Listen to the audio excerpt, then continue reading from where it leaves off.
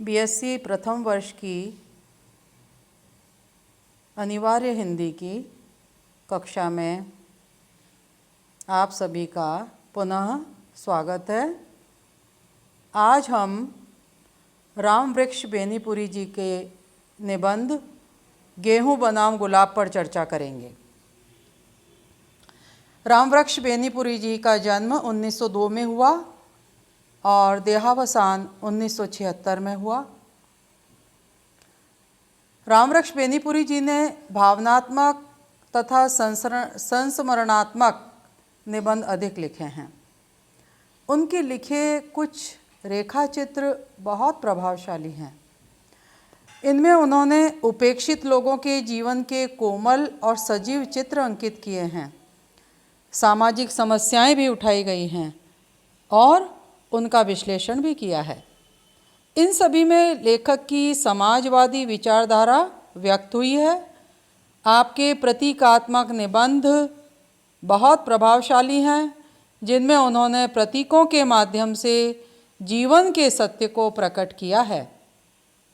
आपने कहानी, उपन्यास, नाटक, संस्मरण, जीवनी आदि सभी गद्य विधाओं में खूब लिखा है।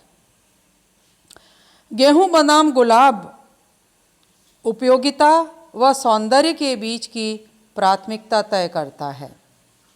श्रमशील जीवन एवं विलासिता में डूबा जीवन दोनों के बीच संतुलन की बात कहने का प्रयास करता है। गेहूं मनुष्य के श्रम का प्रतीक है और गुलाब विलासिता का।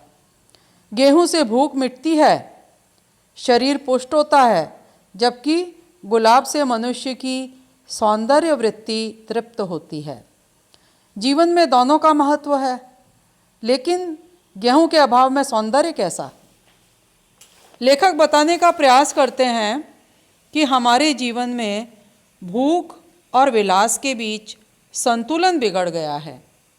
हम भूख को शांत करने के लिए अधिक संचय की ओर बढ़ रहे हैं तथा संचय की अधिकता का परिणाम श्रम से दूरी तथा विलासिता और भ्रष्टाचार है। हमारा जीवन तभी सही दिशा में चल सकता है जबकि हमारी आवश्यकताओं और विलासिताओं के बीच संतुलन हो। निबंध के आरंभ में ही लेखक राम वृक्ष बेनीपुरी जी कहते हैं कि गेहूं खाते हैं तो शरीर पुष्ट होता है और गुलाब सूंघते हैं तो मानस तृप्त होता है। तभी प्रश्न रख देते हैं कि गेहूं बड़ा या गुलाब? लेखक गेहूं व गुलाब की खेती में गेहूं को मानव व पशु सभी के लिए आवश्यक मानते हैं। गेहूं हरा चरे या पकाकर खाए, गेहूं शरीर की आवश्यकता है। मानव को पशुता से अलग किया गुलाब ने, मानव को मानव बनाया गुलाब ने। यही नहीं, जब मनुष्य के पेट में भूख खांव खांव कर रही थी तब भी उसकी आंखें गुलाब पर टिकी थीं। इस पैराग्राफ पर ध्यान देना होगा क्योंकि आगे भी जो बात कही गई है वह इसी विचार को प्रगाढ़ करती है। मैं आशा करती हूँ आपके सामने पुस्तक जरूर होगी गद्य संग्रह की, और उसी में हम हर पैराग्राफ की इस तरह से व्याख्या कर रहे हैं। आप बराबर उसे अपने सामने रखकर पढ़ पा रहे होंगे। मानव शरीर में पेट का स्थान नीचे है, हृदय का ऊपर और मस्तिष्क का सबसे ऊपर। पशुओं की तरह उसका पेट और मानस समानांतर रेखा में नहीं है। जिस दिन वह सीधे तनकर खड़ा हुआ, मानस ने उसके पेट पर विजय की घोषणा कर दी। गेहूं की आवश्यकता मानव को है, लेकिन वह गेहूं पर विजय प्राप्त करना चाहता है। जैसे व्रत करता है, उपवास करता है, तपस्या आदि करता है, इन सब के द्वारा वह गेहूं पर विजय प्राप्त करना चाहता है। जब तक मानव जीवन में गेहूं और गुलाब का संतुलन रहा, वह सुखी रहा, प्रसन्न रहा। वह कमाता हुआ गाता था और गाते हुए कमाता था। श्रम के साथ संगीत जुड़ा था, श्रम भी था और संगीत भी था। आकाश पर लक्ष्य था लेकिन धरती पर पैर टिके थे। धीरे धीरे संतुलन बिगड़ा और गेहूं का प्रतीक बनी हड्डी तोड़ थकाने उबाने वाली यंत्रणाएं, जो कि पेट की क्षुधा भी शांत न कर पाएं। गुलाब का प्रतीक बना विलासिता, भ्रष्टाचार व गंदगी। वह विलासिता जो शरीर को नष्ट करती है, वह मानस को भी तृप्त नहीं करती है। वह विलासिता जो शरीर को तो नष्ट करती है, लेकिन इसके साथ ही वह मानस को भी नष्ट करती चलती है, उसको भी बचाए नहीं रखती है। इसके आगे लेखक फिर गेहूं व गुलाब में संतुलन स्थापित करने की बात कहते हैं और कहते हैं कि पुनः प्रश्न भी सामने आता है, रखते हैं कि क्या अब संतुलन चिरस्थायी हो सकेगा? अब तो गेहूं पर गुलाब की विजय की बात सोचनी है, चिर विजय हो, अब नए मानव की यह नई आकांक्षा हो। क्या यह संभव है? हाँ, विज्ञान का उपयोग यदि सकारात्मक हो तो गेहूं इतना पैदा हो कि जीवन की अन्य परम आवश्यक वस्तुओं की तरह ही गेहूं की समस्या भी हल हो जाए। फिर बात आई प्रचुरता की, तो लेखक रामवृक्ष बेनीपुरी जी का कहना है कि क्या प्रचुरता मानव को सुख और शांति दे सकती है? उत्तर देते हैं, प्रचुरता में भी राक्षसता न आवे। लेखक कहते हैं, हमारा सोने का हिंदुस्तान यह गीत गाइए, किंतु यह न भूलिए कि यहाँ एक सोने की नगरी थी जिसमें राक्षसता भी वास करती थी। गेहूं बड़ा प्रबल है, वह बहुत दिनों तक हमें शरीर का गुलाम बनकर रखना चाहेगा।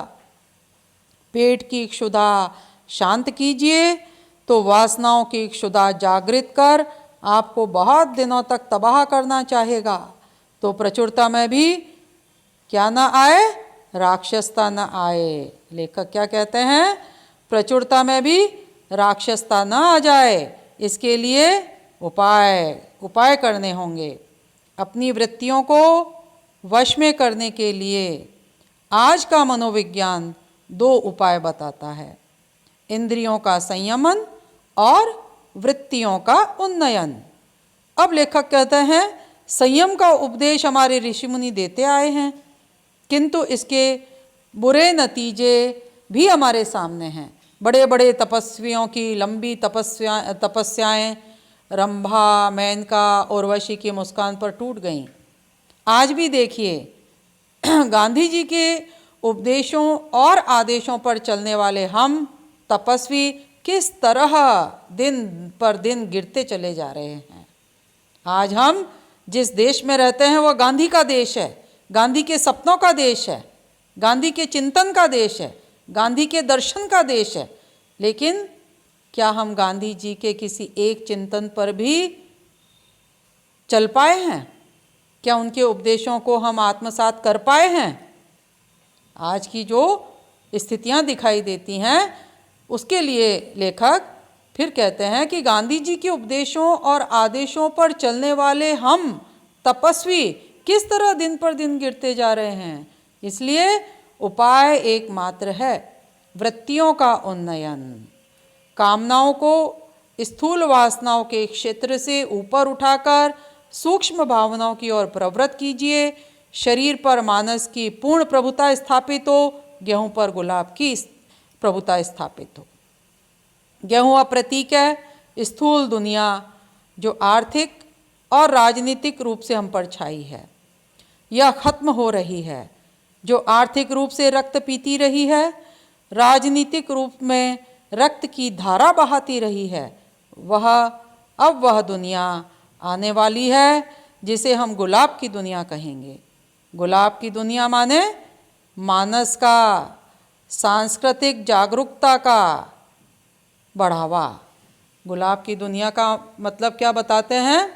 जहाँ मानस और जहाँ हमारी संस्कृति जागरूक होकर उभरे।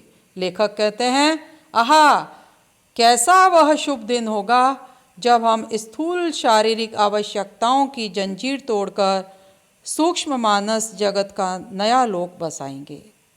गुलाब की दुनिया, रंगों की दुनिया, सुगंधों की दुनिया, भौरे नाच रहे, गूंज रहे, फूल सुंगनी फुदक रही, चहक रही, नृत्य, गीत, आनंद, उत्साह, कहीं गंदगी नहीं, कहीं कुरूपता नहीं। आंगन में गुलाब, खेतों में गुलाब, गालों पर गुलाब खिल रहे, आँखों से गुलाब झांक रहा। जब सारा मानव जीवन रंगमय, सुगंधमय, नृत्यमय, गीतमय बन जाएगा, वह दिन कब आएगा? वह आ रहा है। लेखक आशावादी है और वह उद्घोषणा करते हैं, वह बात अपनी रखते हुए कहते हैं कि वह आ रहा है। क्या आप देख नहीं रहे? कैसी आंखें हैं आपकी? शायद उन पर गेहूं का मोटा पर्दा पड़ा हुआ है। पर्दे को हटाइए और देखिए कि वहाँ अलौकिक स्वर्गिक दृश्य इसी लोक में अपनी इस मिट्टी की पृथ्वी पर हो। क्या कहते हैं कि वह आ रहा है। क्या आप देख नहीं रहे? कैसी आंखें हैं आपकी? शायद उन पर गेहूं का मोटा पर्दा पड़ा हुआ है। पर्दे को हटाइए और देखिए कि वहाँ अलौकिक स्वर्गिक दृश्य इसी लोक में अपनी इस मिट्टी, इसी पृथ्वी पर हो रहा है। लेखक कहते हैं, शौक़े दीदार अगर है तो नज़र पैदा कर। निष्कर्षतः कहा जा सकता है कि हमारे जीवन में भूख और विलास के बीच संतुलन बिगड़ गया है। हमारे जीवन में भूख और विलास के बीच संतुलन बिगड़ गया है। गेहूं और गुलाब के बीच कोई विवेकपूर्ण संबंध नहीं रहा है। यही हमारी त्रासदी है। बेनीपुरी जी इस रचना में यही रेखांकित करते हैं कि जीवन तभी सही दिशा में चल सकता है जब हमारी आवश्यकताओं और विलासिताओं के बीच संतुलन हो। तो ये आज हमने गेहूं बनाम गुलाब रामवृक्ष बेनीपुरी जी का प्रतीकात्मक निबंध पढ़ा और कल इससे संबंधित जो परीक्षा उपयोगी प्रश्न हैं वो PDF के माध्यम से मैं आपको दूंगी और मैं आशा करती हूँ कि आप सतत रूप से अनिवार्य हिंदी की इस कक्षा को पढ़ रहे हैं, सुन रहे हैं और जानकारी भी मुझे WhatsApp के माध्यम से आप दे पा रहे हैं। बहुत बहुत धन्यवाद।